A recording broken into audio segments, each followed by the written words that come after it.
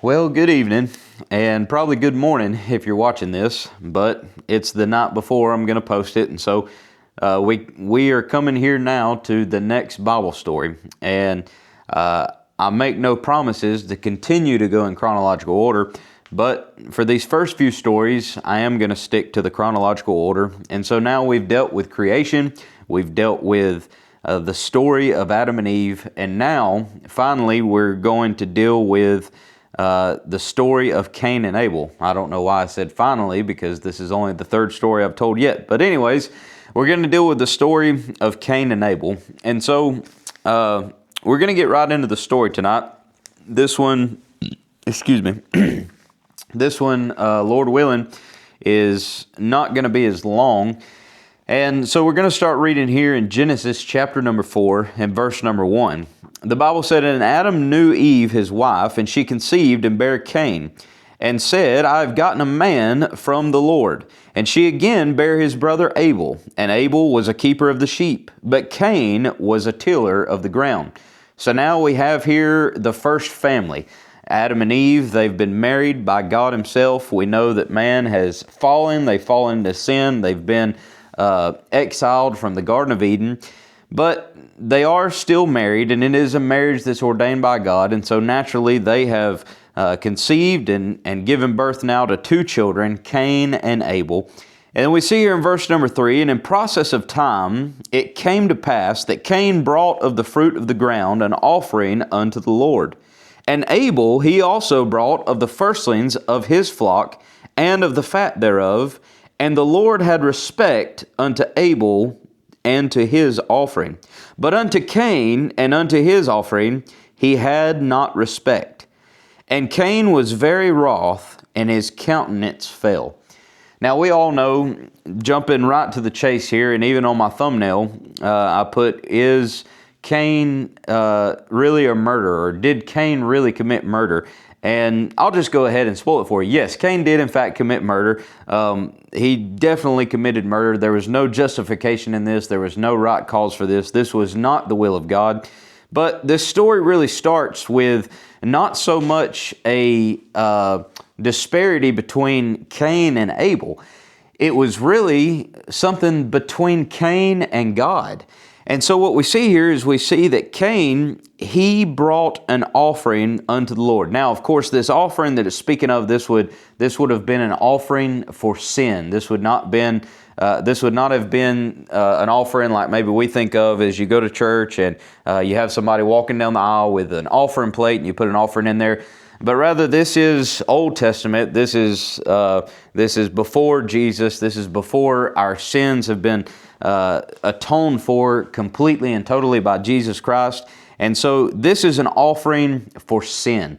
And as we talked about in the last Bible story, if you haven't seen that one, you can go back in the playlist and watch it. The story of Adam and Eve, as we talked about toward the end of that, there is a very important part of that over at the end of chapter number 3, verse number 21. I'll read it for you. It said, "Unto Adam also and to his wife did the Lord God make coats of skins and clothe them." And the significance of that is the fact that Adam and Eve, once they realized they were sinners, once they realized their sin, they realized their nakedness, they were ashamed, and they tried to cover themselves and make clothes of fig leaves. That was not enough for the Lord. For the Lord, in a symbolic message, in order for the Lord to atone that sin, in order for that sin to be covered, there had to be bloodshed. And so the Lord, he killed animals and he made coats of skins for them. There's no other way you can get coats of skin except for by the shedding of blood. He made coats of skin for them, and thus making a way that their sins could be covered. Now, what we see here in chapter number 4, that Cain and Abel, it says in process of time it came to pass. So we know they're older now. These are most likely young men now, and no doubt their parents would have shared things with them. No doubt their parents would have given them a raising, given them an upbringing, showed them how their relationship with the Lord was supposed to be, showed them how an offering was supposed to be. But in process of time, we know that Cain, he was a man of the field. He was a man of the ground. And Abel, he was a man of the flock. And so that just means that Cain, he just catered more to growing crops. He catered more to the plants. Abel, he was more of a shepherd. He catered more to the flocks and to the sheep and to the livestock. And when it came time to give an offering to God, Cain did, in fact, give an offering to God. He did not hold back. He gave an offering to God, and he brought it to him. And it says here that Abel also brought an offering. And Abel brought an offering of the firstlings of his flock and of the fat thereof. And it says here that the Lord did have respect for Abel's offering. The Lord had respect for Abel's offering because Abel brought an offering unto God that was required. He brought an offering unto God the way God had showed them to bring an offering. And so I was telling this story to my kids last night, and I just gave this crude example that it's really just as simple as this. My little girl Timber, I was using her as an illustration, and I was telling her this. I said, if Mom told you to go clean your room, and you said, I don't want to clean my room, but I'm going to go and wash the dishes. And then Mom comes back later, and here you are washing the dishes, and Mom says, why aren't you cleaning your room? And she says, well, I didn't want to clean my room, but I am helping. I am washing the dishes. Well, here's the thing. That's great. That's great that she's washing the dishes. She's trying to be nice. She's trying to be sweet. She's trying to be helpful. Just like Cain. Cain is trying to do something.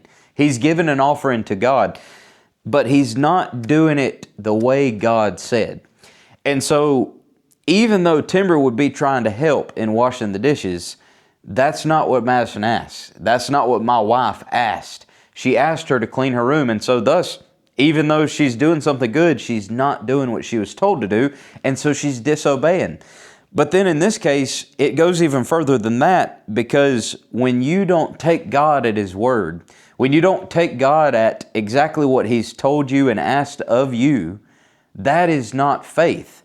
The difference, the true difference between these two offerings is not the price of the offering, it's not the value of the offering. So many people today try to say this about everything, that, oh, it's just about your motive heart, and oh, it's just about your intentions behind things and your motive. No, it's not about that always. What it really is about, it's about what did God say? How did God say to live? How did God say to act? And so we've gotten off too far in that crazy left field of, well, it's just all about your heart. Well, it's just all about your motive heart. Well, if it's all about our motive heart, then why don't we just have a rock band and a concert party, and why don't we just have liquor and drinking and everybody just have a nice time, and while we're at it, let's just throw in some drugs in there and some loose women and bring all them into the church. If it's just all about our motive heart, if we're doing it all and we say we do it in the name of God, then why don't we just do all that? We don't do all that because that's not what God said to do. God said how to bring the offering. And the simple fact here is that Cain, he brought the offering to the Lord, but it wasn't the offering the Lord had asked. Abel brought the offering to the Lord. Abel had faith, and Abel took God at His word, and he brought Him the offering the way the Lord required. And so Abel brought an offering that was of the firstlings. And so there's another picture of faith here, that it's not just the fact that Cain just brought just something, anything, but we also see here that Abel, he brought the first fruits. Now I know he didn't bring fruit, but he brought the firstling of his flock. There's another message here in Abel's faith, that Abel had enough faith to give God the first. And that should be a message to you in your life whenever you're having to try to decide and try to balance and weigh, can I afford to give this to the Lord? You shouldn't think about it that way. You should think about it like, I should give this to the Lord, and that's the end of it. Not, can I afford it, or will I have enough, or will I have leftover, because that's not faith. If you have something that you need to give to the Lord, you need to just give it to the Lord first, because it's not faith to wait and see if you're going to have enough later. Abel didn't wait and see if he had enough sheep come in this year, enough sheep come in this season to give God a sheep, to give God an offering. He gave of the first. And so because he did that, the Lord had respect to the Lord had respect to Abel's offering. And again here, we're about to wrap this story up, really, because it's not a very long story. That's the bulk of it. That's what happened. What's going to happen here is Cain is going to get upset at that. It says here at the end of verse number 5, it says, "And Cain was very wroth, and his countenance fell." He was upset by that, but he wasn't upset because Abel did anything to him. Abel didn't do anything to Cain. He didn't do anything to Cain at all. He was upset, really, because he was jealous of Abel. He was jealous of his brother because God had respect for his offering, but God had respect to his offering because he offered him the way God asked. And so we see here in verse number 6, "And the Lord said unto Cain, Why art thou wroth? And why is thy countenance fallen? If thou doest well, shalt thou not be accepted?" And so we see here, back to the illustration I was telling you about my kids. If Madison came in and Timber was washing the dishes, my daughter Timber was washing the dishes when she's supposed to be cleaning her room, and Madison fussed at her and told her, "You need to go clean your room," and Timber got mad, then Madison would simply just say to her, "Why are you mad that I'm fussing at you when you're not doing right?" It's so silly. You know, criminals all the time, they get upset because they're getting in trouble. They're getting in trouble because they broke the law. They're getting in trouble because they're not doing right. And so they get mad at the system. They get mad at the police officers. They get mad at law enforcement, at the criminal justice system. They get mad at the punishment that they've got to do and the fines they've got to pay, when the simple fact is they should be mad at themselves because it was their own dumb choices that led to them getting in trouble.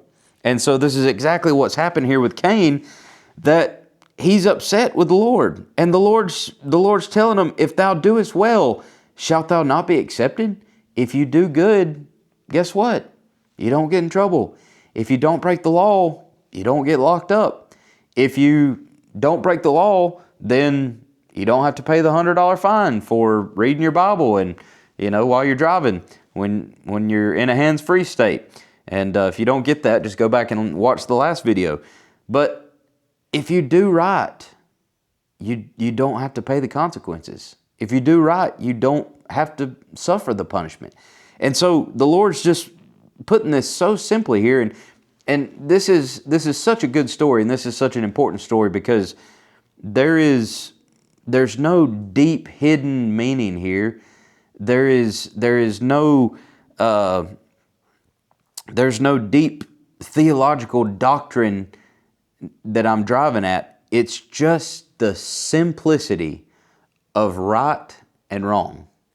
When we do right, then we're accepted by God.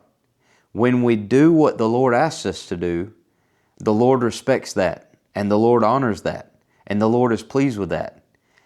And when we do wrong, He's not pleased with it. When we do wrong, He doesn't respect that. When we do wrong, He's not happy with us. He's not pleased with us. But yet, don't go. Let me finish. I've got something else here to show you. So we see here, and really the highlight of the story that everybody thinks of when they think of Cain and Abel, there's really just not much to say about that. In verse number 8, it says, "And Cain talked with Abel his brother, and it came to pass, when they were in the field, that Cain rose up against Abel his brother and slew him." Cain got so upset, he got so enraged with jealousy that he killed Abel. Abel did absolutely nothing. And so this would be like Timber getting upset because she was told to clean her room. She didn't clean her room. Instead, she washed the dishes. Madison comes in, my wife. She sees Timber washing the dishes. She fusses at her for not doing right. Timber gets upset because she's gotten fussed at because she disobeyed. She storms off into her room. Still, my little boy, he also got told to clean the room, and he's in there cleaning his room, and Timber gets so upset that she kills Still just because he was doing right. That's crazy. It's nonsense. But here's the thing. That's sin. And that's where sin will lead you. If you don't deal with the sin, if you don't address the sin, it will lead you down a dangerous road, and it will eventually lead to death, one way or another. In this case, it's led to his brother's death. In this case, it's led to the loss of a family member. It's led to the loss of a brother. It's led to the loss of a son. It's led to the loss of a loved one. And eventually it will be to the loss of Cain himself. But this sin, it still bringeth forth death. Just like with Adam, just like with Eve, the sin bringeth forth death. And so we see in verse number 9, and the Lord said unto Cain, Where is Abel thy brother? And he said, I know not. Am I my brother's keeper? He knew exactly where his brother was. He knew he was laying over there where he killed him. He knew his body was laying over there. And in verse number 10, he said, What hast thou done? The voice of thy brother's blood crieth unto me from the ground. And now art thou cursed from the earth, which hath opened her mouth to receive thy brother's blood from thy hand. When thou tillest the ground, it shall not henceforth yield unto thee her strength. A fugitive and a vagabond shalt thou be in the earth. And Cain said unto the Lord, My punishment is greater than I can bear. Behold, thou hast driven me out this day from the face of the earth, and from the face shall I be hid. And I shall be a fugitive and a vagabond in the earth. And it shall come to pass that every one that findeth me shall slay me. And so here again, Cain is again being dealt with harshly from the Lord. He's being dealt with harshly from the Lord because he's just murdered his brother for absolutely no reason other than his own enraged jealousy. And the Lord catches him because the Lord knows everything. And he gets upset about it. And now he's upset because the Lord's cursed him. The Lord's cursed him in saying that you're cursed now. Whenever you try to grow anything, it's not going to go good. Whenever you try to grow anything, since you are a man of the field and since you think so much of your plants and your crops, now from here on out, you're going to have a black thumb. Everything that you touch is just not going to do good. You're not going to get the strength from the earth. You're going to have a hard life. You're going to have a cursed life because you've killed your brother in cold blood. But I want you to see something here, and I'm going to say this in closing, and we're going to be done. This one's going to be under 20 minutes. I'm watching the little clock there. We see here that after all that, after the Lord has cursed Cain, and Cain is going to be a fugitive, and Cain's going to run off, Cain is so concerned because he thinks that from now on, there's going to be a bounty on his head. He's so concerned because he thinks when he goes off that from here on out, everybody's going to know exactly what he did and people are going to be trying to kill him. And they're probably going to know exactly what he did because up to this point, as far as we know from the Bible, because it doesn't give us any other names, that Cain is one of 4 people on earth. And I saw a really funny comedian talking one time about how the world's gotten bad these days, and he's like, the world's not gotten bad. Go read the book of Genesis. When there was 3 people on the earth, one of them was a murderer. And so there's nowhere else in the world where 33% of the people, 33% of the population are murderers. That's funny, all right? That's just funny, okay? But anyways, I'm going to tell you this, and I'm going to wrap it up because I got 1 minute and 40 seconds to be under 20 minutes, okay? Verse number 15, And the Lord said unto him, Therefore whosoever slayeth Cain, vengeance shall be taken on him sevenfold. And the Lord set a mark upon Cain, lest any finding him should kill him. And Cain went out from the presence of the Lord and dwelt in the land of Nod on the east of Eden. And so what I wanted you to see is this, that it outraged the Lord that Cain killed his brother Abel. He killed his brother Abel for no reason. He killed his brother Abel because of his own jealousy that was seated in his own foolishness, his own mistake. And even after he did that, can I tell you something? The Lord still loved Cain. The Lord still cared for Cain. So much so that the Lord told Cain, I'm going to put a mark upon you that wherever you go, everybody will know that you better leave him alone. You better leave him alone. He may have done wrong. He may have messed up big time. You may have messed up big time. You may have done wrong in your life. There might be a lot of people that are out for your head. But can I tell you something? Jesus still loves you. Cain was a murderer. Cain killed the 4th person that was on this earth. His own brother, who the Lord loved, and whom gave the good offering. And yet the Lord is still defending him and telling him, if anybody messes with him, vengeance shall be mine. Yeah, I'm about to tick over 20 minutes here. There it is. All right. That's it. That's all I got for you today. Thanks for watching. We'll see you next time. And Lord willing, I think we're going to take a little boat trip next time, if you know what I'm saying. Thanks for watching. We'll see you next time.